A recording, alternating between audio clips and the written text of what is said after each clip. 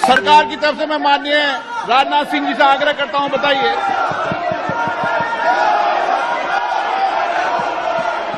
अध्यक्ष महोदय, मणिपुर की घटना निश्चित रूप से बहुत ही गंभीर है और इसकी गंभीरता को समझते हुए हमारे प्रधानमंत्री जी ने स्वयं ही इस बात को कहा है, मणिपुर में जो कुछ भी हुआ है उससे पूरा का पूरा राष्ट्र शर्मसार हुआ है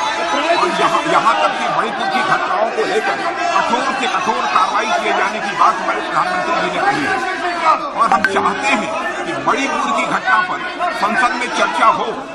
मैंने ऑल पार्टी मीटिंग में स्वयं भी इस बात को कहा है और आज मैं फिर से सदन में दोहराना चाहता हूं कि हम चाहते हैं कि मणिपुर की घटना पर संसद में चर्चा होनी चाहिए। लेकिन मैं देख रहा हूं कि कुछ ऐसे राजनीतिक दल हैं जो कि अनावश्यक